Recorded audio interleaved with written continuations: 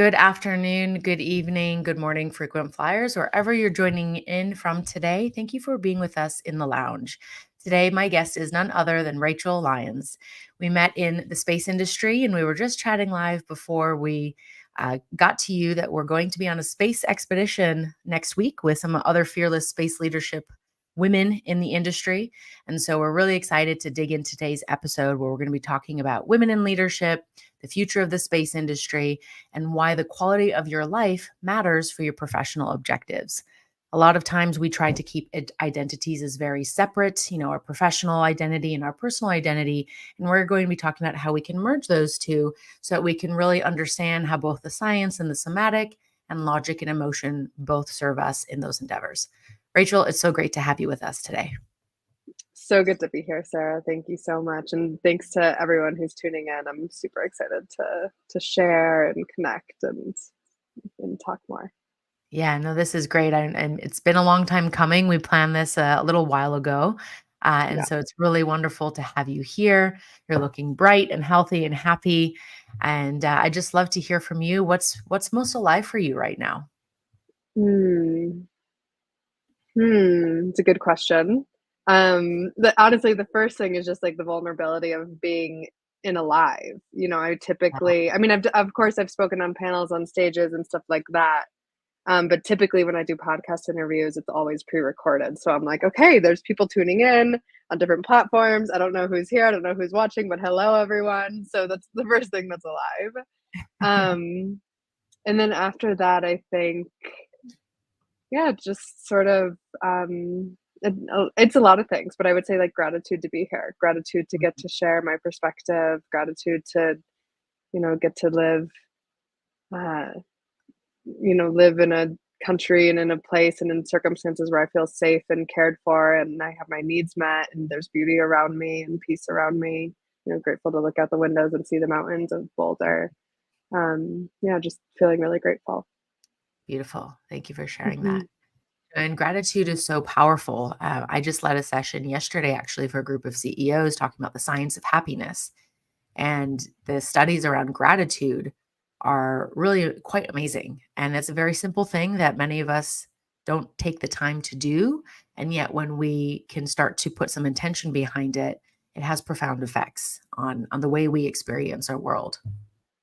Totally. Yeah. And it's a practice. It's something that I work on with a lot of my clients, honestly, is how often do we have, I know this in myself, like I've had times in my life or, multi-year periods of my life where it's like my habitual thought pattern is dissatisfaction. And actually, even just feeling satisfied is something that it's like outlandish for me. And so for me, actually, like being satisfied, feeling gratitude, focusing on the things that are good rather than the things that are it's exactly what I want them to be. It's actually a practice and it's like a glass ceiling that we get to keep breaking through in terms of like how much pleasure and goodness that we get to experience in our lives. I love that. Yes, and it is this glass ceiling because we don't see it, and sometimes we don't feel it until we're pressed up against it, but we don't really know how to break through that because we just Yeah. don't have the awareness. And I love that you mentioned your default pattern used to be dissatisfaction because, when you're in an industry that's fast moving, it's also male dominated, so there's a lot of different energy at play there and it's about winning. It's about, I'm going to dominate. I'm going to get the thing done where we got to be the first, right? The space race. And so that Hmm. energy we get caught up in. And then when things aren't exacting to what we want, then we feel out of control. And so we're dissatisfied. But we could have so many amazing things in our lives. And yet we have tuned ourselves to the dissatisfaction or to the things that we don't want or don't have yet. And we can also tune ourselves the other way. And so I love that you brought in the Exactly. word.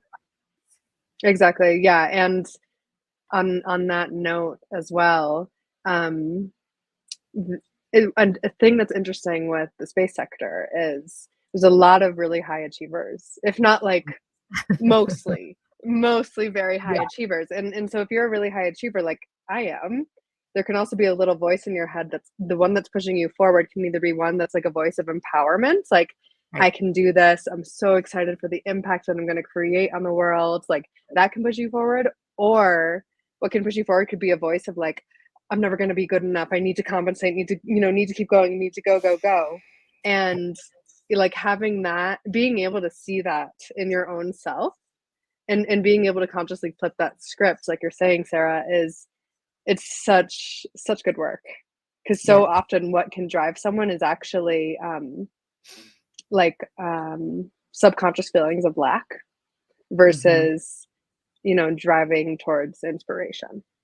Absolutely. And a lot of us, those are the patterns we developed from childhood, right? We started to have certain beliefs about ourselves, about the way the world works, and what we needed to do more of, what we needed to do less of. And yet that also can serve us, right? And so the self-awareness is crucial for leadership because then you can start to know those driving forces and you can guide them in the direction that you choose rather than letting that stream just take you down in a certain direction. And a lot of people are not really aware of the true motivating forces that they have. And often our strengths, there's a double edged sword, they can also become our kryptonite. Yeah, exactly, exactly. And another thing that I work on with my clients a lot is we don't need to make those parts wrong. Like if there's like a secret Yes. part of you that's like, oh my gosh, I'm not good enough. I need to keep working. I need to keep working. I need to prove.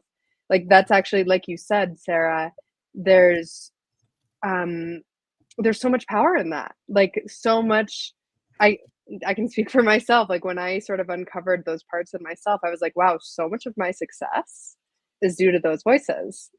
Yeah. And I can be grateful for that, and I can also begin to consciously flip that script and sort of rewire, what drives me. I love that. That reminds me of something one of the gentlemen at the Eclipse retreat we were at. He said that he's in his rewirement phase of life, where he's unlearning. So he's retired, but he's Uh-huh. rewiring how he wants to be and relearning who he is and how he wants to show up in the world and what these things mean.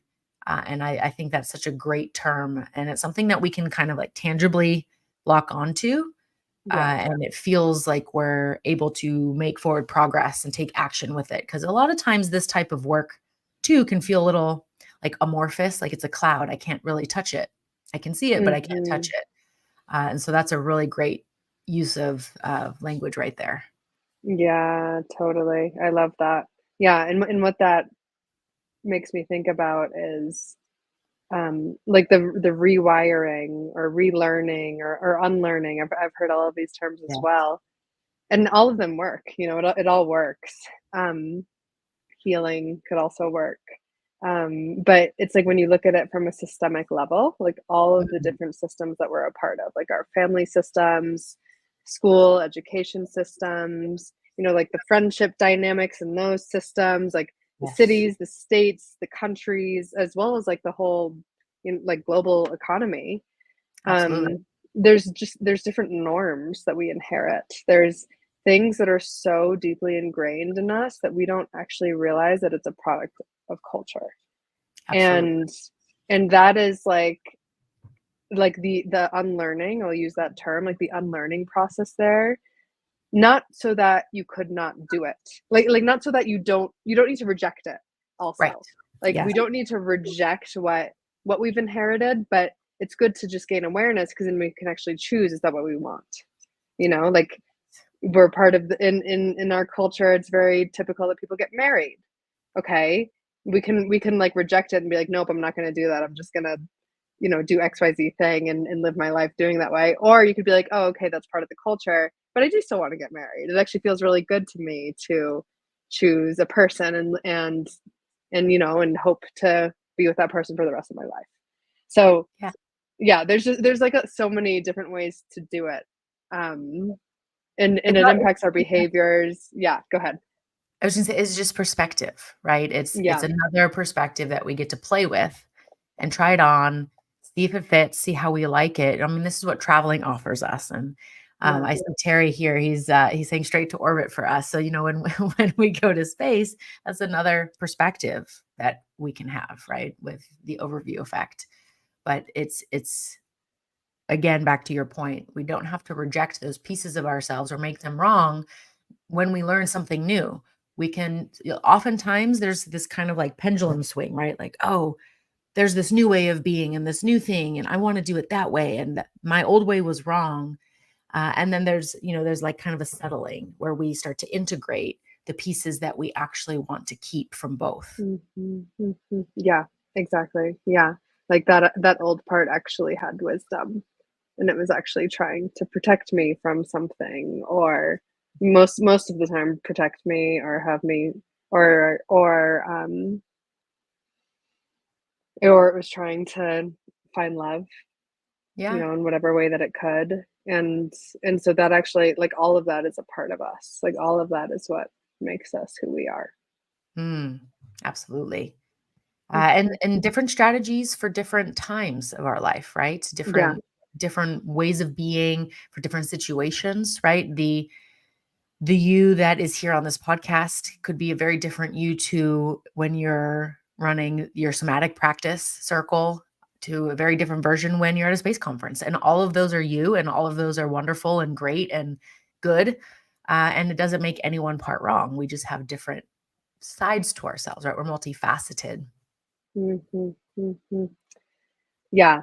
Yeah, and I think, um, yeah, there's a lot in that, and I think, like, at the same time, it is really interesting because the way you get triggered by your boss could be Mm, the same way that you get triggered by your dad.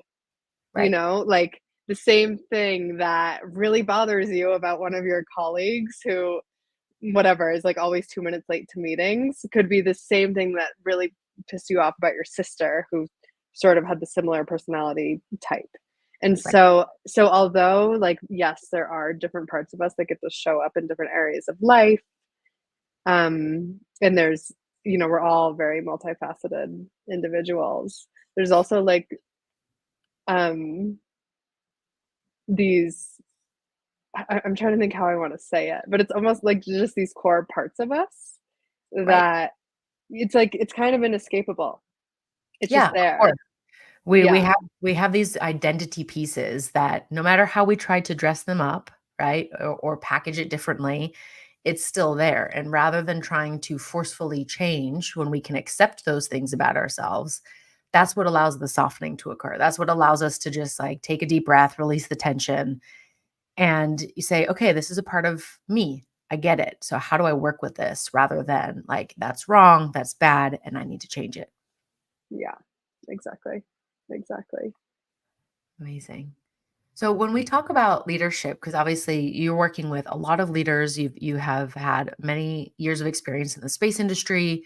You were the executive director for Space for Humanity for a long time. Now you're sitting on the board, but you've also started your own practice for transformational leadership.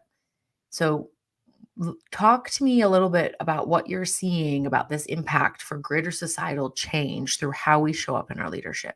Because a lot of people have this feeling that I'm only one person, and yes, I can impact myself and maybe this kind of smaller circle around me, but what else can I do with that? And so there's a lot of people who maybe are thinking that, again, it's not enough or I can't do enough, but really it's just one drop to make that ripple effect, right? So, what are you seeing Mhm.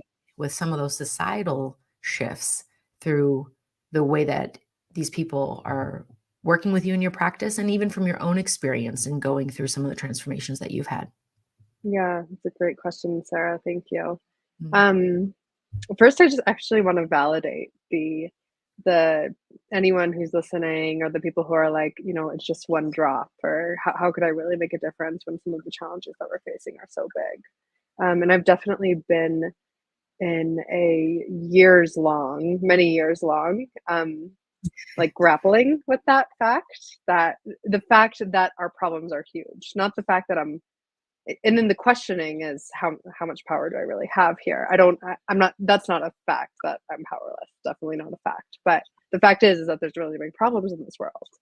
And really It goes back to my work with Space for Humanity, and, the work that I'm now doing with my clients, with the leaders that I'm working with, it's just a through line of that. It's all the same. It's all the same stuff, but, um, I can just share it from a Space for Humanity lens, which is we sponsor people to go up to space so that they can have that transformative experience of the overview effect, that experience of oneness, of seeing our planet as a finite, special, gorgeous, miraculous what planets in this infinite universe.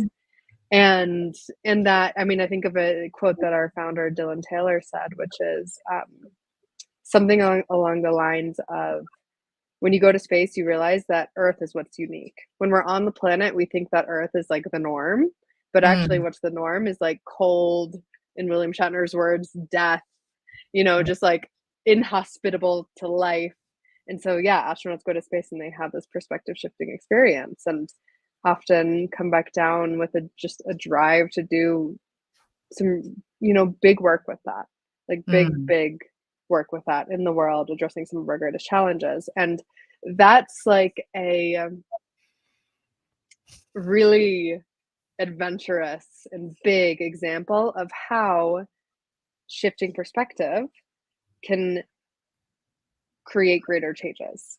And so my theory of change, like the theory of change that I've adopted, is that if we shift the perspective of leaders from all around the world, people who have a sphere of influence, people who, might be public speaking, people who might be working with a lot of different people, if we can expand their perspective, have them see that we're part of something much greater, have them, get a little bit more of a bird's eye view when they might have a reaction to something, Mm. rather like heal those parts so that they can actually have a bigger view in the future and make smarter decisions because they're not having those reactions. Yeah.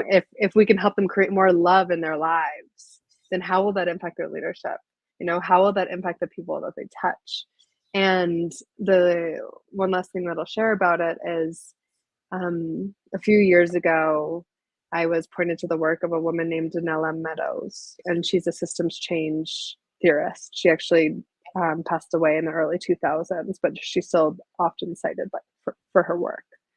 Mm. And she talks about how to create systemic change, there's leverage points. So it's basically leverage points are points within a system where small shifts lead to much greater change. And she lists like 12 or 13 different leverage points in a system where small shifts can lead to greater changes in that system. And what she said was the top two most powerful ways to create shifts in a system are: one, transcending paradigms, Mm. and number two is just recognizing the paradigm out of which the system arises. So just being able to see the paradigm. And so if we look at Earth as a complex interconnected system, beautiful, thank you, Wow. complex interconnected system that it is, what happens to those astronauts is they go to space and they completely transcend the paradigm. Mm.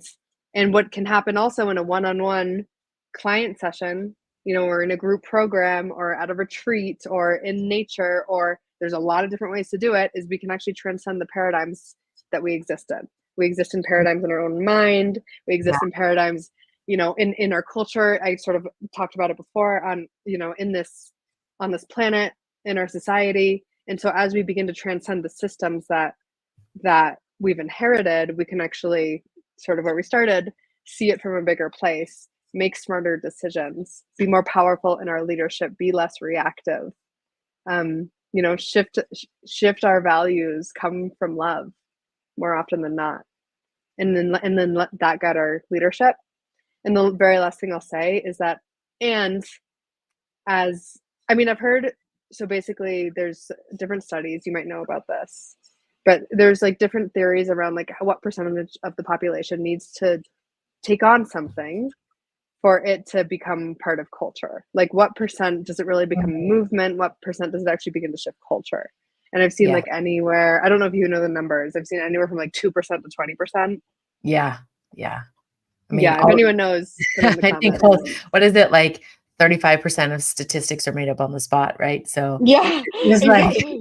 every time you Exactly. read something, it's slightly different, but yeah, there's a tipping point for sure with that. And maybe for some things it takes less of a tipping point than others, depending on how great of a paradigm shift it is or how radical the belief is compared to that time. Exactly. Exactly. Yeah, and I do believe, I mean, of course, like, I'm part of a specific subset in the world. I live in a specific place with, there's certain belief systems. My feed probably looks very different from your feed, which looks different from everyone else's feed. So, and I do believe that there is, like, the best I can say it is like an awakening of consciousness happening on our planet right Mm. now. And I think that people are beginning, not beginning, they've been, but people are like sort of seeing what's happening, seeing how what we've created doesn't work. Yeah. Um, and beginning to want to create in new ways. And Yes. so I feel, because of that, I feel hopeful for our future. I still will say that I feel grief and confusion of like, what the heck are we doing, people? In a lot of ways. Like, Yeah. I don't even need to go into the details of it, but and at the same time I feel immense hope. Mm. I feel immense hope, and I think that our intelligence, like, y we celebrate intellectual intelligence a lot in this society. It's like it's like the number one thing, like intellectual Right. intelligence and like productivity. That's it. Yeah. Where actually there's many other kinds of intelligence. One Yes. of them being like, and this is just the word that's coming right now, is like awareness, consciousness, Mm. like being able to see life from a greater lens. And like that kind of intelligence, the evolution of that intelligence is what will change the world. Mm. Yes, Yeah. absolutely. That was a beautiful response. Thank you. And Terry's also commented here that, when we care deeply for humanity, it forces a change in the way that we think and we move about our day, and it changes how we interact. Right? Everything in the world is a relationship. It's how we relate to each other, right? How we relate to devices, how we relate to the planet, the other beings that we share this planet with, how we relate to those intellectual ideas that we so high, like hold in such high regard. That is the experience, right? And so when we can Mhm. start to see the interconnectivity and have that deep caring, that's when we get moved. And I think so many people for so many years were just comfortably numb because it was out of sight, out of mind. I mean, there's children today who at a school were asked, like, where does this meat come from? And they did not know that beef was from a cow. They just said it came from the Hmm. grocery store. Interesting. And so, that's obviously in a particular instance, but that there's a lot of disconnection, right? If we actually had to go and plant seeds and grow things in the garden, or have farmstead and herd animals and know that process and cycle of life. Yesterday in the session, one of the gentlemen was mentioning that at a young age, he had been exposed to many of his elderly, like his grandparents and elderly aunts and uncles passing away. Yeah. And then that gave him this exposure and more of a curiosity around death and the next phase of our experience than the average person. A lot of people go through life never having been touched by that until much later. And so Hmm. it's a new skill set, a new thing for them to experience. And I agree with you. Definitely there feels to be this thing waking up in more people where we're having a lot more compassion for each other. We're having a lot more awareness of different senses, of different ways of being. And communication, as we know, is not just verbal, it's the tone, it's the eye movements, the facial movements. There's culture that comes into that, but a lot of the eye movements stay exactly the same in a lot of the Mm. studies, cultures around the world.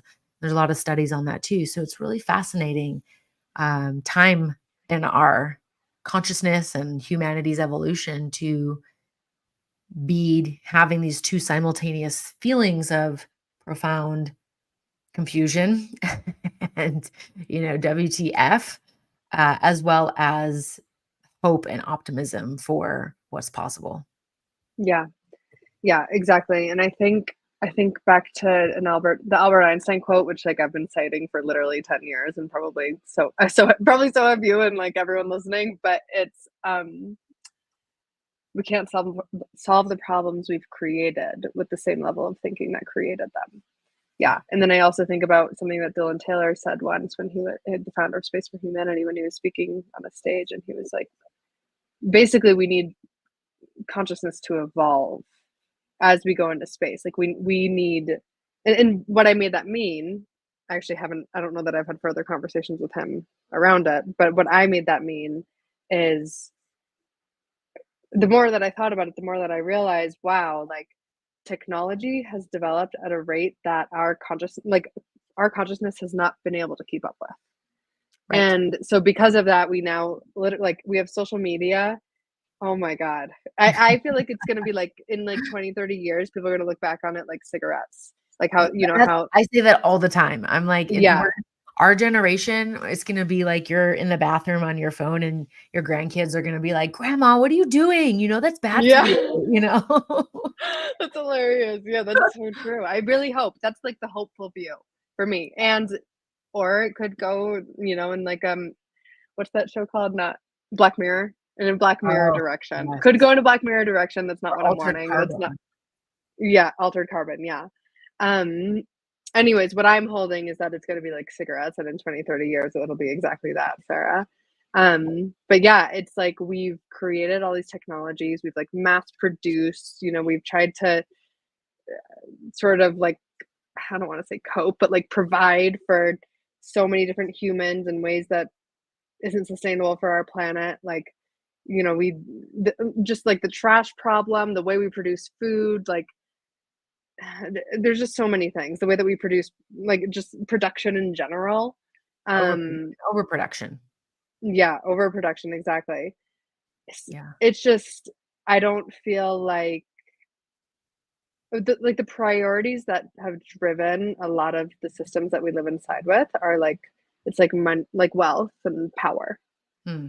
And I think that we need a collective value shift um towards, I mean, I'll say what it is for me. I don't know what it is for you or for anyone else, but for me it's towards love and truth. Like Hmm. truth. And truth number one is that we live on a planet, and that there are finite resources here, and that it needs to be cared for and loved and loved and loved and cherished. Yeah. Yeah. I think and it's treating things with reverence, right? Because how amazing is it really that we are on this planet where the conditions are just right for the evolution to have occurred, for us to even be having this conversation. I remember when like Skype was the biggest thing and you didn't have Mhm. to use calling cards anymore and like scratch the thing off on the back of the card, right? Um, and that we have electrons floating through the air and radio signals and just all of these things. And there's so much possibility with it. And, we just start to take it for granted day to day. And Mhm. when we can return back to that reverence for like, wow, this is amazing. So Bailey and I found stickers and they were at the Eclipse Fest and they were kind of shiny. And it was like, holy shit, we're alive. And so I every love once those in a ones. while, we'll text each other that message when, especially if maybe one of us is, having a hard moment or something. And then it's like, oh yeah, yeah, okay, it's okay, it's gonna Yeah. be all right.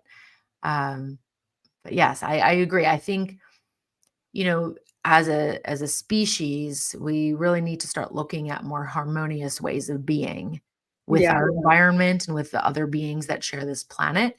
And I love, what Loretta always talks about with Space Kind, which is being the crew of Spaceship Earth. Yeah. And Exactly. because when you think about it, crew members, right? You're in a small contained area. And so you have to be able to regulate yourself. You have to be able to communicate well and to be able to receive information.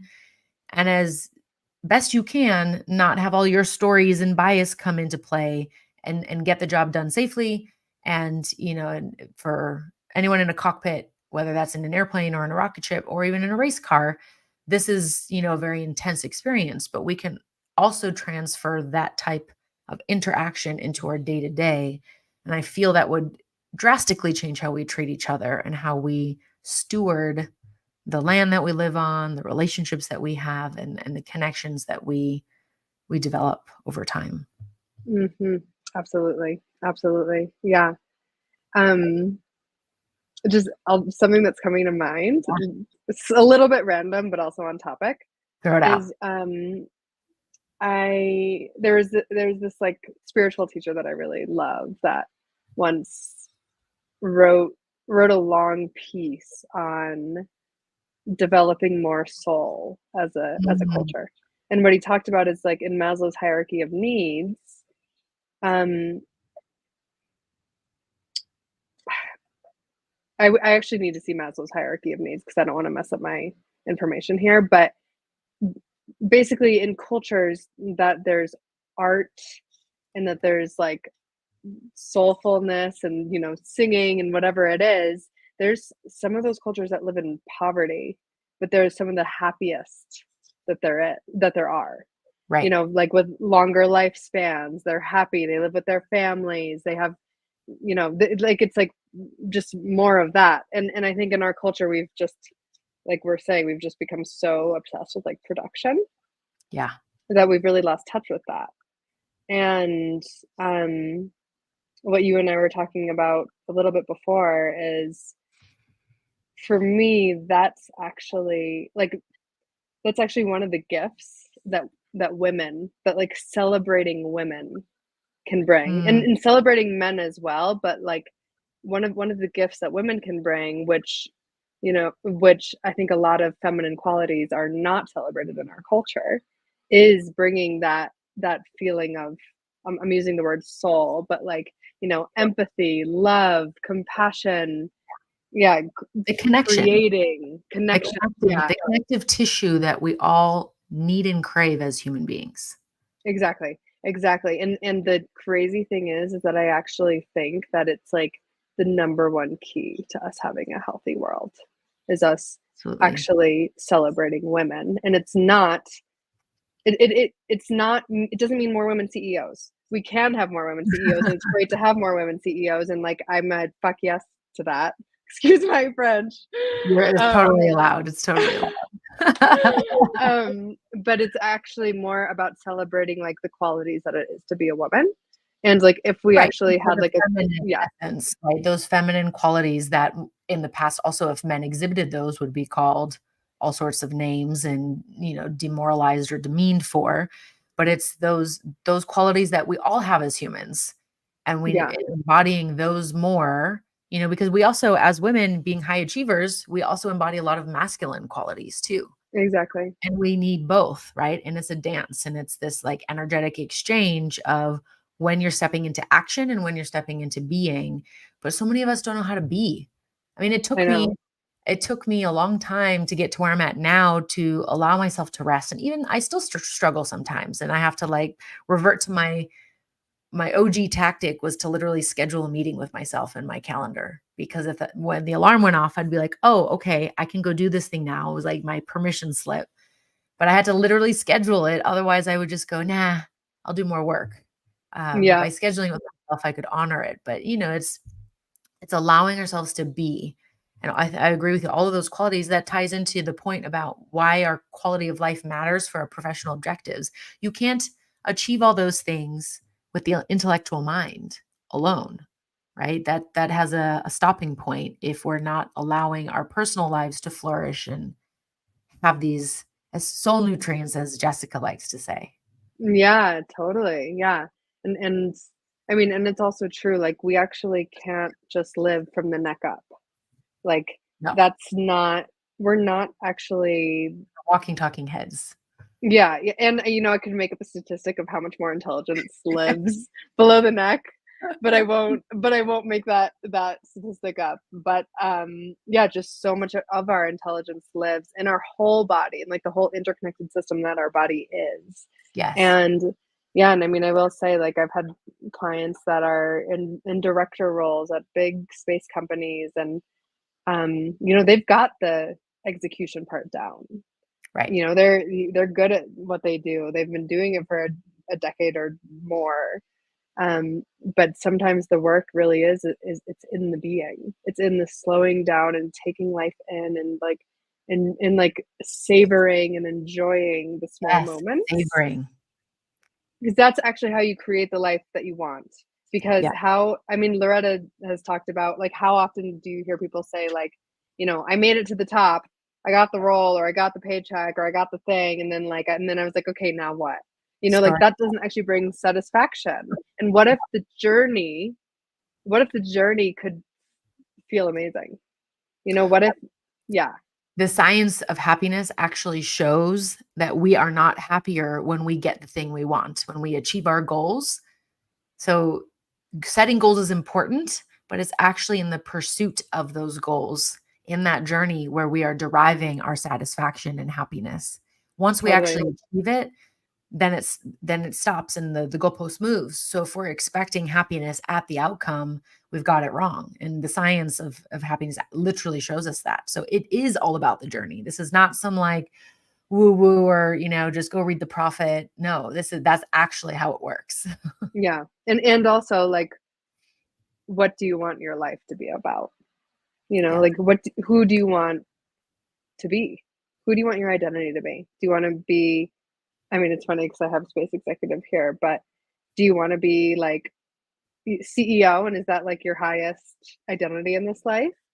Or like is being a person who enjoyed life, a person who brings joy to the people that they work with, joy to the people that they're around, Yeah. and I mean, and yeah, one of the other main works that I do with some of my clients, there's some people who are just like super high achievers, get stuff done and like almost like do to cope.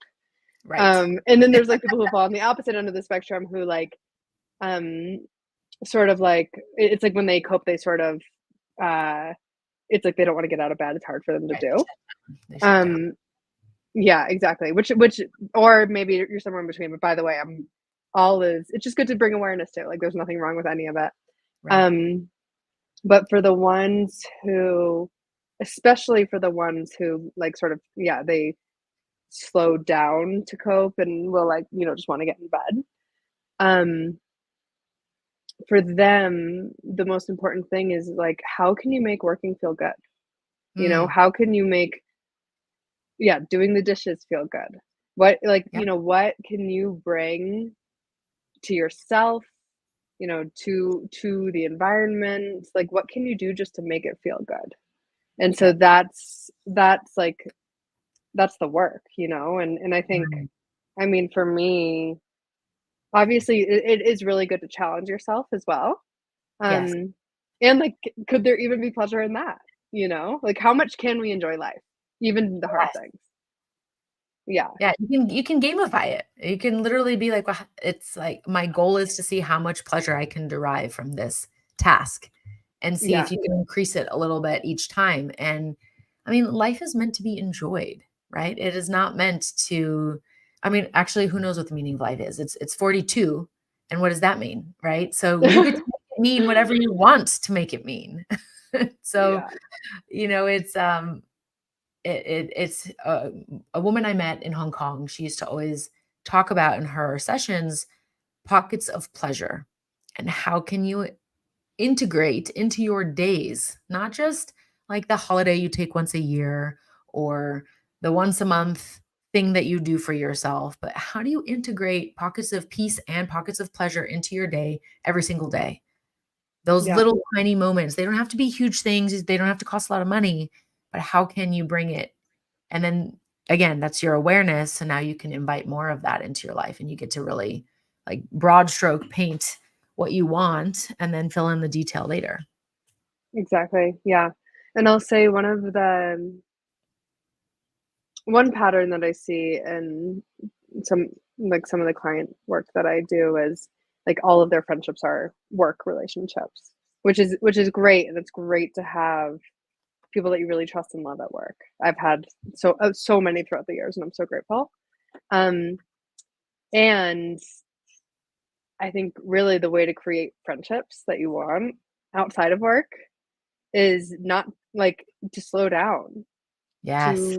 to enjoy, to do this is like this feels like it's like a really lesson one in personal development, but like it's like do the things that you enjoy, like, take it in, do it, eh, Just because. Do it just do because. it exactly. Do it just because it feels good, just because you enjoy it, and then that's when the relationships or the partner or the whatever it is will begin to show up. Yeah. But yeah, I think that can be an issue when work is too much of our identity that it can, and I've seen this in a lot of my work already. It's like you can lose a lot of life outside. Yes. Yeah. It's I mean, and we saw that through COVID a lot too, in aviation, the same. A lot of pilots very heavily identified with what they're doing. And that's actually, I saw somewhere recently that that's the millennial generation, overly Yeah. identified with, like, I am a pilot, I am a space CEO, I am this thing, rather than I run a space company or I fly airplanes. And I also do all these other things, but I'm not defining my sole identity and purpose in life to the one thing that I do. And so it's really interesting. I mean, you mentioned savoring, and Laurie Santos. She's got a very well known course on Course RA or Coursera, however you're supposed to say it, and the science of well being. And the one of the items she's got on there is savoring, slowing down Mm. and savoring your experience. And it could be, did you just inhale that ice cream cone, or did you actually taste and enjoy and, notice that you were enjoying it? Because so many of us rush through whatever it is we're doing to get to the next thing, to the next fun thing, Totally. right? And then we're just chasing all the Totally. time. Yeah. Yeah. Another word that I like to use is receiving. Mm, Like, can you, yeah, like, receive the moment. I mean, there's so many ways to receive. receive Like, the moment. Yes. I can look around and, like, receive the view um, of the trees and the mountains. You can receive the taste of the ice cream cone. Like, yeah, how much can you let yourself just enjoy it? Yeah. I love that. Receive the Mhm. moment. That's so good. Um, Yeah, when we can do that, when we can receive the moment, we can become more fully alive. And there are those magnetic personalities that we're all drawn to, and people whose eyes light up and who that we just like want to be around them because they're magnetic and they're creating their own orbit. And Mhm. sometimes those same people will also their light dims a little bit and you're not as drawn in, or they're starting to run around like a headless chicken. And so you're like, oh, I don't really want to be in that energy. The ones who are staying sustained in that magnetic personality, that draw in where you want to be in that room with them, they're doing all of these things. They're taking care of their mental well-being, they're physically moving their bodies, they're bringing vitality into their life by doing things that light them up.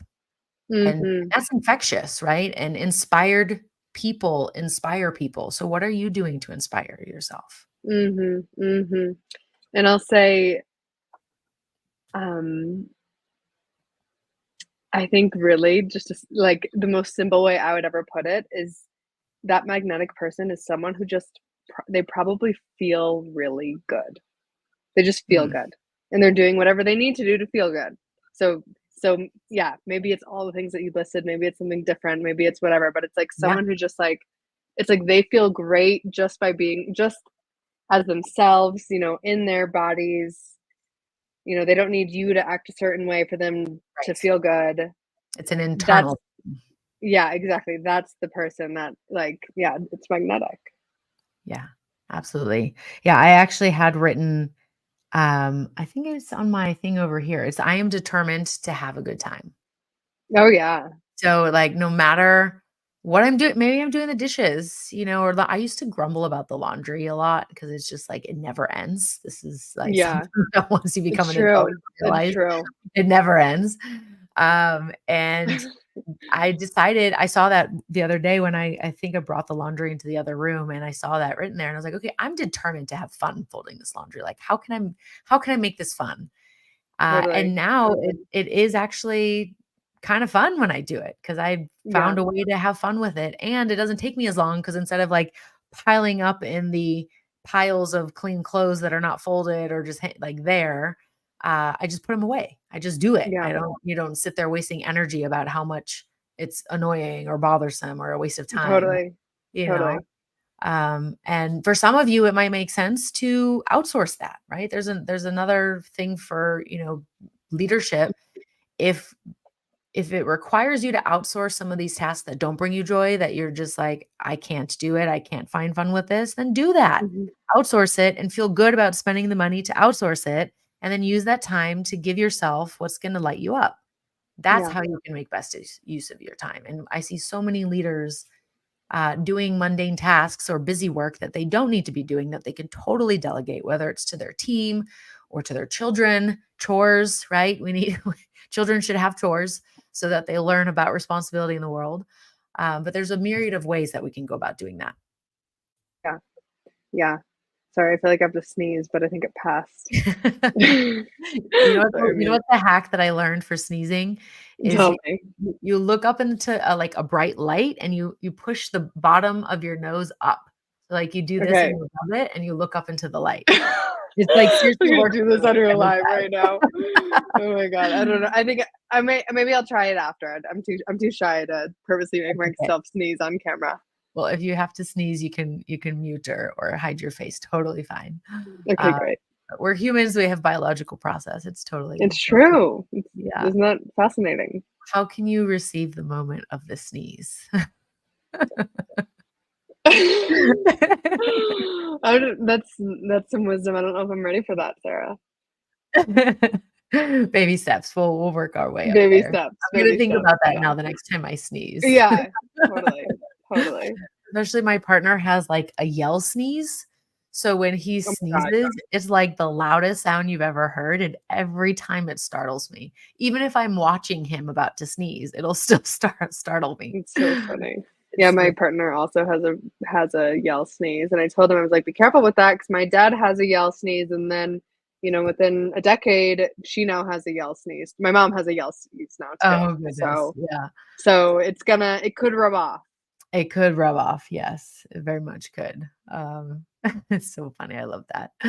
But this is what, again, this is the quality of life matters to how we show up, because then that allows us to be really smooth in our process with work, with unlocking too. So we were talking before about like shedding a skin, a layer, and as we go through life, as Mhm. we go through our different seasons, will be different. So our goals will be different. And maybe what used to work for us no longer feels good, but it became our routine and our habit. So we're still doing it. So it's really important that we check in with ourselves regularly so that we can continue to inspire and be inspired rather than just doing it because we've done it for the last 10 years. Yeah, totally. Yeah. Yeah, and I mean, so a lot of thoughts on that for sure. Just how I know people, myself included, that it's like once they achieved the thing, they were like, "I'm complete. I Hmm. achieved it. I'm complete." Yeah. And that's not it's not a problem to move on after you achieve something. But how can we have a healthy relationship with it as Yeah. we move towards that? And how can we also maybe sit in that completeness a little bit longer Totally. before we move to the next thing, right? Yeah. Because I feel that so many of us, I mean, myself included, I definitely did not ever do this before. I'd whatever the thing was, I'd get it, and then 5 minutes later be thinking about the next thing that I had to now start Mhm. doing. And it still happens to me, right? But how do we just expand sitting in that completeness and that feeling whole and just enjoying that satisfaction that can be derived from completing a task, from doing what you said you were going to do, and from knowing that you gave it all and that was Yeah. enough. Yep. Yeah, it's something that it's a lot of the work that I do with my clients. Something that I suggest, which I can just share with anyone Yes, listening, please. is yeah, when you like achieve something or you do something or whatever, you're something great happens. Let yourself like actually simmer in the feeling. So first you have to identify the feeling. Mm, So maybe you're like, wow, I feel so excited and proud. And then like take a breath and let yourself actually feel being excited and proud. Like let Mhm. it get bigger in your body. Let yourself feel it. And that's how we can expand these moments.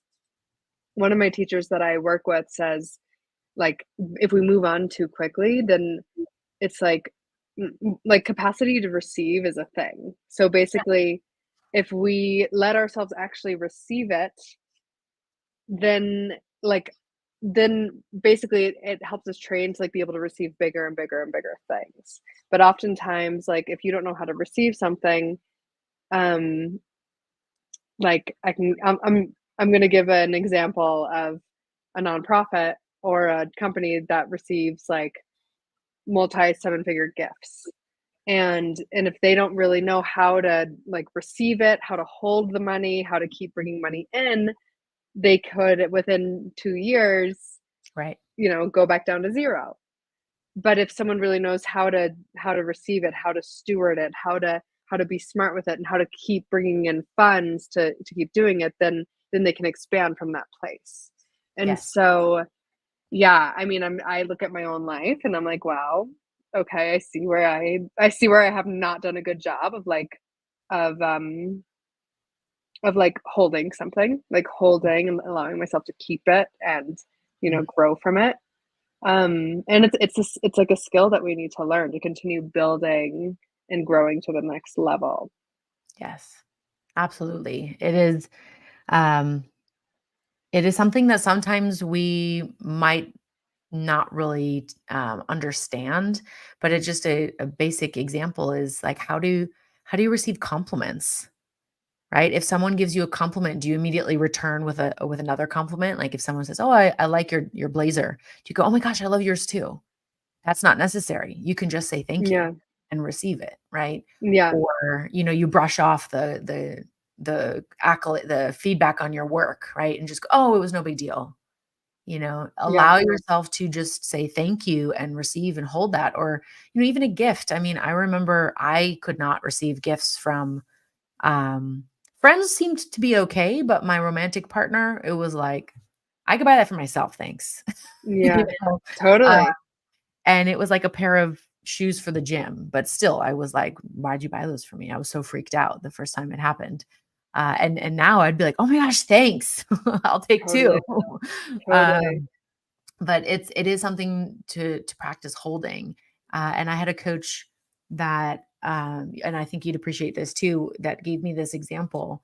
And he said, "Okay, what I want you to do after we get off the call is just hold your hand in a cup like this and see how long you can hold water in it." Mm, And so for that afternoon, it was just like, okay, how long am I going to allow myself to sit here and just hold this water in my hand? Because, if you squeeze your hand, it's going to squeeze out. And if your hand's too relaxed, you can't hold anything. yeah. It was just a real beautiful somatic physical practice of actually like holding something and having to be intentional and conscious of what you're doing with it. And of course, you're not going to sit there for like 12 hours with this water. I mean, you could if that's how you wanted to practice, but it was a great embodiment of that, of being Mm, intentional and focused and receiving and just holding something. yeah. Interesting. Yeah. And what do you feel like you got from that? It had me really slow down Mhm. and contemplate, like, well, why do I want to hold this? What does Yeah. that give me if I'm holding on to this?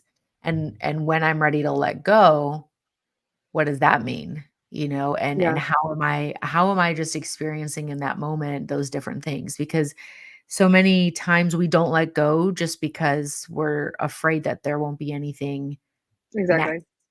right? Exactly. Um, Another great analogy I heard was for Tarzan and Jane going through the jungle, right? To get that next vine that they're swinging to, they have to let go of the previous one. Otherwise, they can't actually reach the next place. Yeah. And so there's this like moment where you're in the air, holding on to nothing, Yeah. and having to trust that you gauge things correctly and that you're going to be able to grab Mhm. that vine. Or maybe you gauge correctly, but the vine is old or broken, or someone Yeah. else gets there first. And so it was a really good analogy that made it kind of fun and also help again with that tactile kind of sense of Totally. the process. Yeah, and I mean, in a lot of these big shifts in our lives, it's like a free fall, you Mm, know? For me, choosing to step away from Space for Humanity, I knew I had to do it, yeah. and my whole identity was wrapped in it, which was also part of the reason that I was like, "I need to let go of this." Yes. Um, it's like, yeah, the biggest free fall ever is letting go of what we know, letting go of who we think we are, and that, it's we can make those choices and letting go of relationships, or Mhm. letting go of jobs, letting go of whatever identities that we have in our lives. And yeah, it's like a free fall. It's choosing to trust. And yeah, and one of my teachers says it's like in those moments of free fall is when we can discover our faith in something greater, our faith in ourselves, our faith in like our trust in that we'll be okay. Mm, I love that.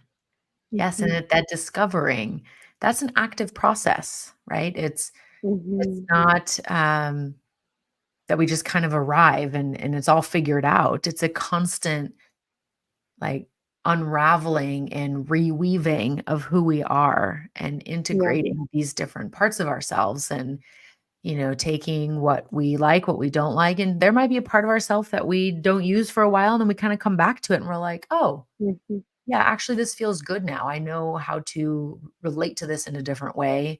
So now I'm going to integrate that back into my practice, my personal practice, my day to day, how I show up.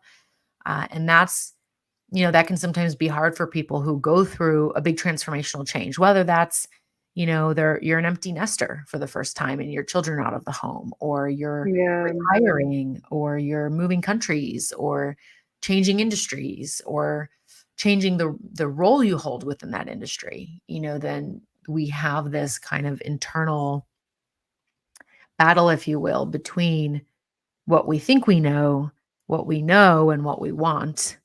And Mm. we get to discover by playing with those things and really challenging those norms. Like you said, I love this here, the biggest free flow, just like letting go of what you think you are, and who you think you are and what you think you know, so that you can allow space to receive new information and new ways that you can be.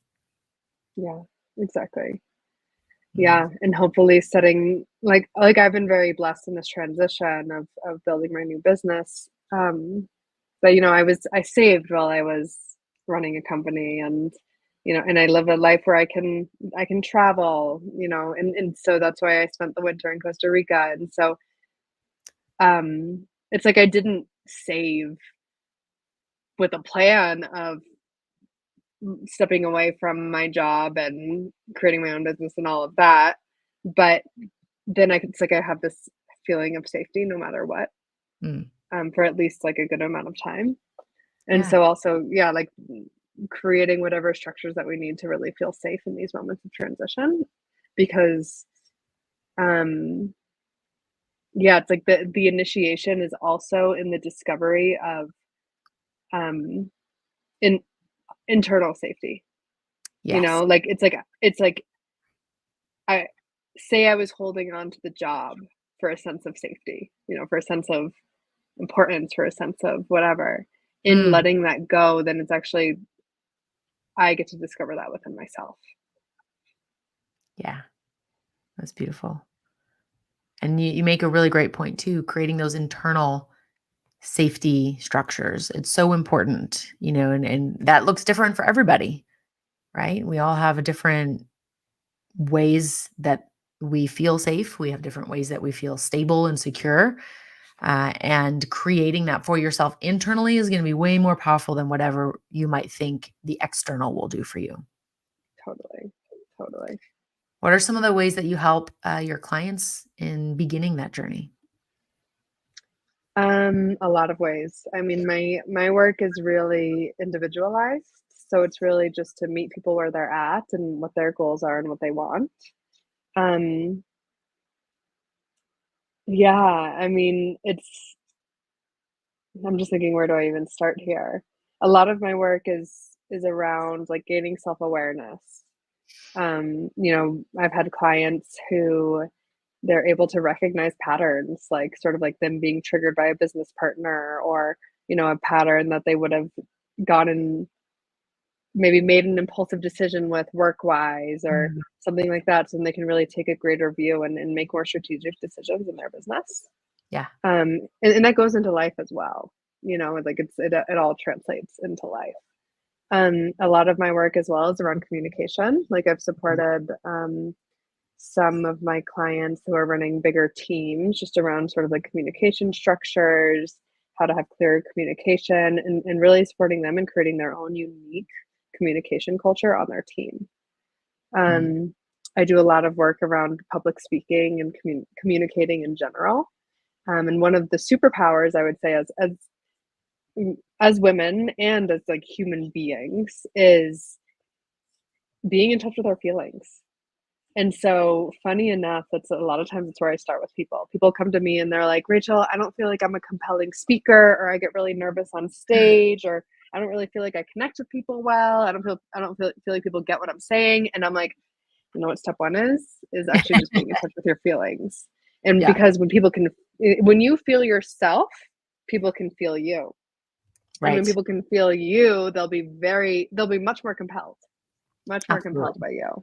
And I will say, like, that's one style. Some people might have a different style, but this is what I've learned from in my own practice is if I can it's really normal to have anxiety when you go up on stage. And there's actually tools that we can use to go up and like be there and like be standing in confidence. Yes. And if we let ourselves like actually feel ourselves as we share, which is super vulnerable, I'll say it's super vulnerable, but that's how we can really inspire audiences. That's how they feel connected to us. That's how they want to get involved. That's how Absolutely. they'll come up to you afterwards and ask, how can I help? And so that's like a lot of times with my clients, especially because the space sector is so not feeling oriented Right. at all. A lot of times, like the first place I start is just like, let's get in touch with your feelings. What are you feeling right now? And Mm, that actually ends up helping them with a lot of their challenges at that moment. Yeah. yes. Amazing. I love that that's where you start because it's so true. It's the foundation.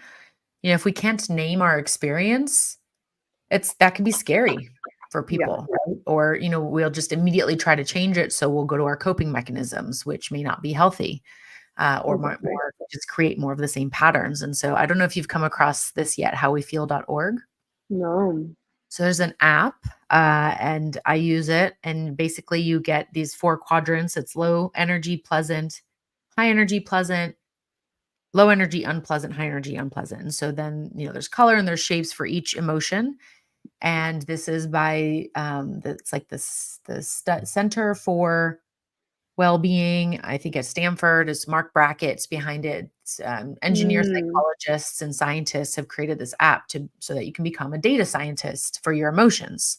So they're reframing it as like just be an emotion scientist, just learn about your yeah. experience, and you get a little description for what emotion feels. So you might be like, oh, I feel happy, but you're like, oh, maybe content, oh, maybe joy, oh, maybe it's peace actually. And Totally. so you start to learn about how to name your experience.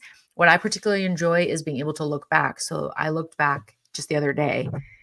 I've been doing it since September. Now I don't always check in 4 times a day, even though I have the alerts, because sometimes I just am, I'm busy or forgetful. But I can now see that I am statistically more in the high energy pleasant and low energy pleasant than anything else. The other two are like a Mm, 6 and a 4%. Sometimes it goes up to 8, right? Like if I'm going maybe through a stressful time. But the most highly rated low energy unpleasant emotion is tired. Okay, so I'm tired. A lot of people get tired. That's totally yeah. normal. And I get to see like, okay, usually those come in towards the end of the day or the end of the week. And so you just Yeah. start to know what your experience is. And so you can plan better about your sleep. You can start to plan better around, what your needs are, and Yeah. I find it really helpful for people who have never done any sort of emotional or feeling work before, and they can get Yeah. overwhelmed by it. So Yeah. And I'll say that actually feeling your feelings, it's just funny because it's like almost taboo. Like I was afraid right. of feeling my I feelings know. for a lot of my life. And so part of me Same. is like, "Dude, are people gonna think I'm crazy for this?" But, actually feeling your feelings is like, that's how we heal. And so Yes. that is why identifying your feelings and letting yourself be in touch with them is actually step one to being, yeah, to being an effective communicator. It's also like really step one to healing in deeper ways, because when you actually let yourself feel your feelings, you can like complete the loop. Right. So it's, yeah, like in childhood, we might have had an experience that we didn't actually, it's sort of like we, our dad told us to stop crying. So we stuffed down our tears, and then those tears get stuck in our bodies. And then, in these sessions or in whatever you want to do, like when you might then in the future have that feeling come up, but you're afraid to feel it because when you were however Right. old, your dad said, don't cry. And so then if we can touch it, then you can actually feel those feelings that you held in when you were 8 and complete that loop. Yes. And so then you'll stop getting like frozen every time you feel sad, and then Or even in like the work. angry. Yeah, exactly. Or angry. Anger is a big coping mechanism for people too. And then when you go up on stage, or when you're talking to your annoying coworker, or when you're, leading a room or pitching investors, and like, some guy reminds you of your dad, you won't go into that regress state because Yes. you did work on it outside of it. And then if you do, the great thing is that you can bring that to a coach, you can bring that to a whatever into your healing work, and you can actually work through it. So that's another big thing that I've learned is like our triggers are actually a gift, because Mm, they show us where we get to learn, where it's time for us to heal, where we can do some work on, and like what, like basically like what we can now move past. Like what is our next up level? It's like, oh, I won't like it's I use the word like alchemize. It's like yes. processing through this trigger, and then I know that that's not going to come up with me and my partner anymore. Or if it is, then I have better tools for it. Absolutely. I love that. There's a girl here in Austin who recently used the word blessings, and I love it because it's finding the blessing in the lesson, right? And having gratitude through all of the challenges or opportunities for us to step up, for us to grow, for us to choose to do something different. And it is kind of funny that it's taboo to feel our feelings because that's what they're for. But there's a lot of science and research behind that somatic processing. And if we don't feel our feelings, we also don't let that experience or energy move through us. And that can lead to, a lot of disease, also dis-ease Yeah, in your body. But I mean, a lot of our, think about it, it's so tiring also to try to have this pretense all the time. So when you finally feel it, it's like relief because you don't have to keep holding on to it. And there's less tension in your body, and exactly. like literally for the first time in my whole life, I've had TMJ since I was a little girl, like always a tight Ah, jaw, like tight yeah. neck and everything. And I'd say this year in the last 6 months is the first time where I'm not getting TMJ headaches and I'm not having like overly tight neck and traps and everything. Wow.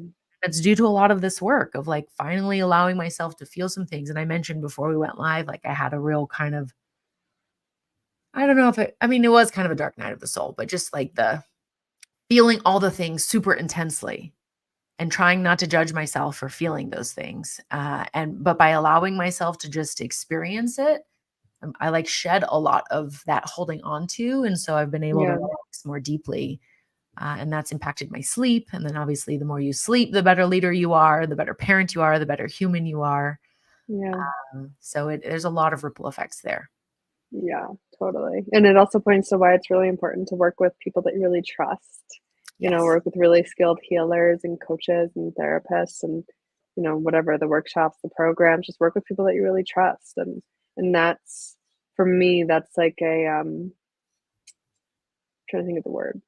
I don't know if I have it. It's like a gauge in me that's developed throughout the years of being like, oh, first being sort of open to who I would work with, and then just becoming more and more discerning and be like, yeah, no, that only this person or that person or whatever, and choosing people that you really trust to work with, and through the hard moments and through the good too, because a lot of power. Like I feel like there's like a myth in that, like you can only get coached when stuff is crappy, Hmm. and some of my most powerful sessions with clients, as well as with myself as a client, has been when things were great, because it's Hmm. like, as we started with, it's like then we get to break through that glass ceiling and go into even higher more ecstatic places. Yes. Yes, I love it. This or something greater. That's Exactly. what my friend Exactly. Alicia likes to say. Amazing. Well, Rachel, I want to highlight where people can connect with you on that note because I do think there will be people that will be interested in reaching out to learn how they can work with you. But before we get there, I want to dive into the questions that I like to ask all of my guests. And you alluded to it a little bit earlier when you talked about superpowers and we were talking about the strengths and everything. But what would you say are your superpowers? Mm. My superpowers. Um,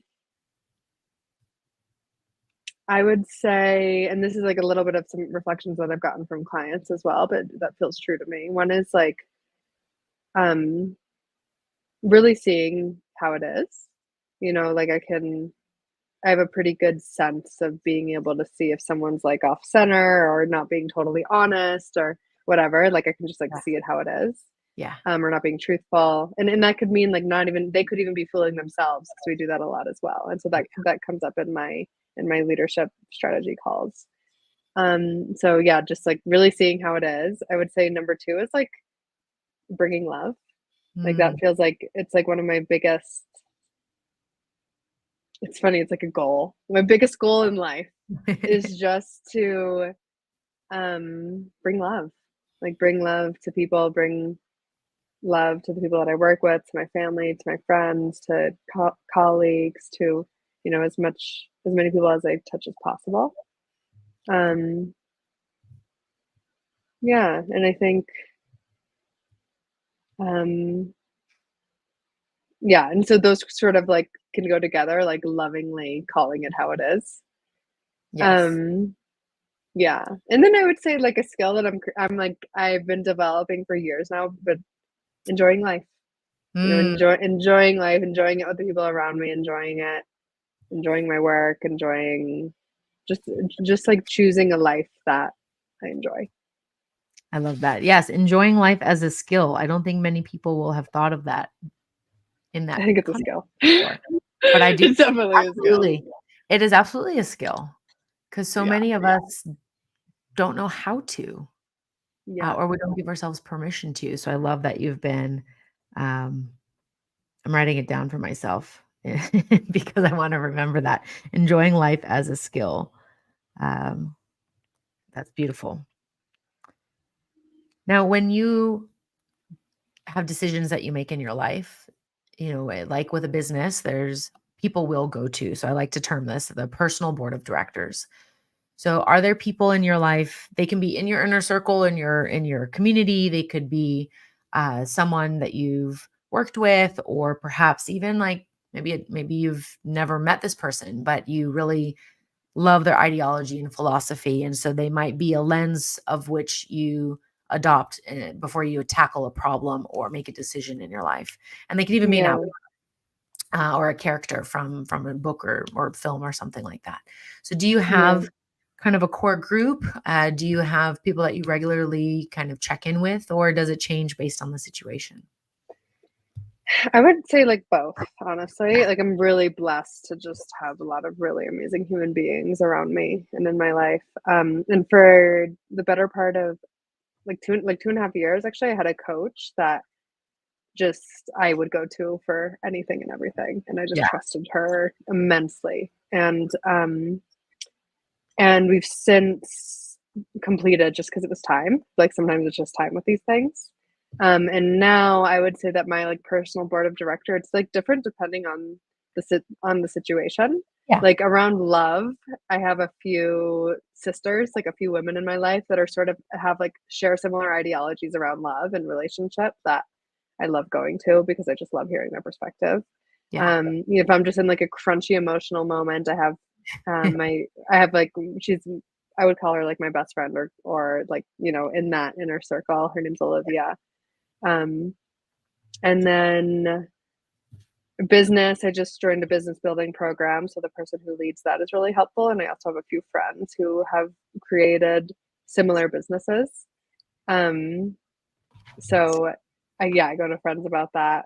But yeah, I would say it's mostly like the community that I've built around myself of just like really amazing humans that do share. Some of them I'm like, she's good at business. This person's good at love. This person's like Yeah. great with emotion and that sort of. And then this person I can just tell her anything. Yeah. So I call her when I'm like a total mess and I'm like, hey, I'm a mess. Can I just vent? Yes. So yeah, Those are I important definitely, too. yeah, and I would say that most of my board of directors at this moment, at this point in my life, is actually women.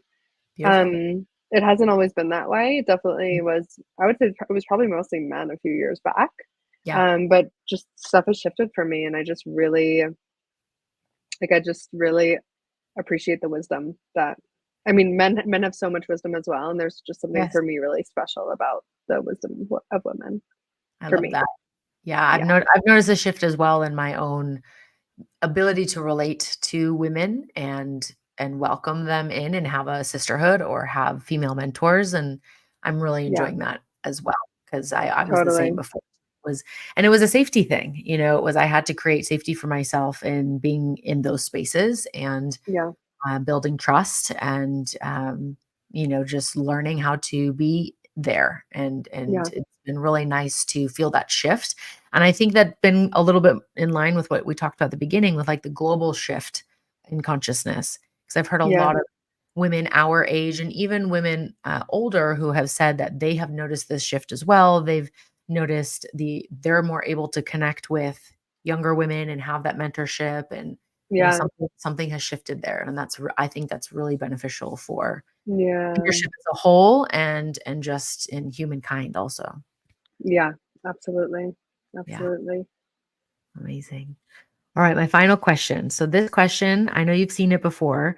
Um, it's how do you best represent or serve humanity? And this is in the context of there's an alien species that has come to Earth, and you are the first human they meet, the first human they Yeah. get to interact with.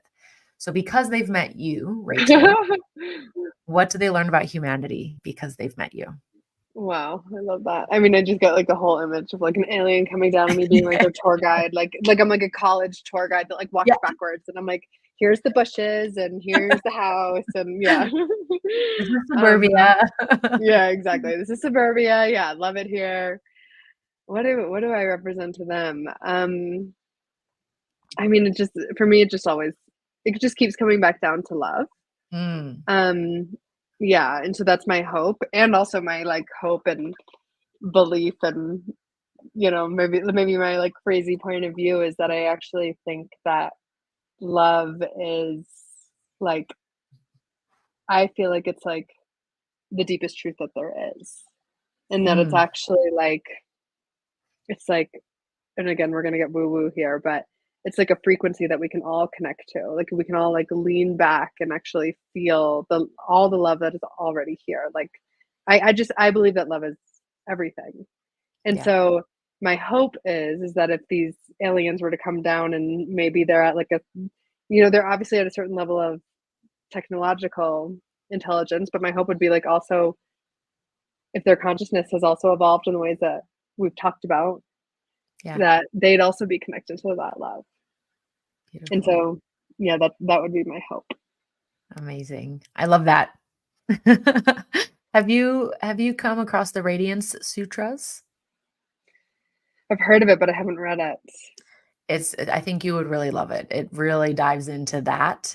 And I got introduced to it a couple of years ago, and I'll still just flip it open every once in a while and have like a little love download for the day. And it's just Mm, beautifully written, and it's really an embodiment of a lot of what you've talked about today. So that just dropped in for me to share. And for anyone else who's listening, the Radiant Sutras is a really beautiful text. If yay, I would love it to. resonated with you, yeah, amazing. If I have space, I can maybe pack it for our expedition next week, and we can like Oh, have it I for would the love group. that. It's a little bit of a big book. I do know it's big, I know, but yeah. it'd be like a stretch to bring on a camping trip. But you could I bring it mean, it's nice. to Yeah, I'll I'll uh I'll see if I can fit it in my packing because yay. I think the rest of the group will also enjoy that.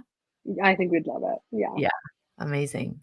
All right. Well, Rachel, this has been a wonderful conversation. I'm so excited that we were able to do this today. And I'm really looking forward to seeing you next week and going offline and going into Northern California with some other women in the space industry and some other wonderful humans.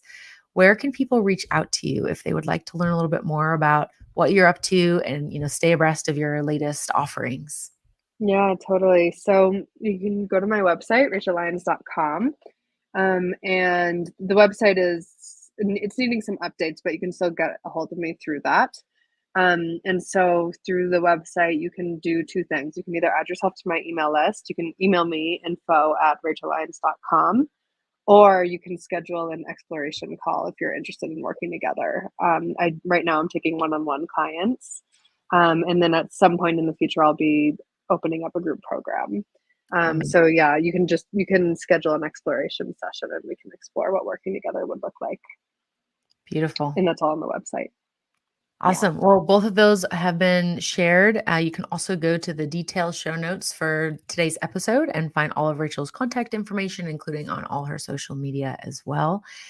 Next week, we will not be having a live episode because we're going to be off grid, but I am going to be recording an episode with Ashley Leppert. And so we're going to be talking about her journey and some of the things that she's been up to. So stay tuned for that to release next week.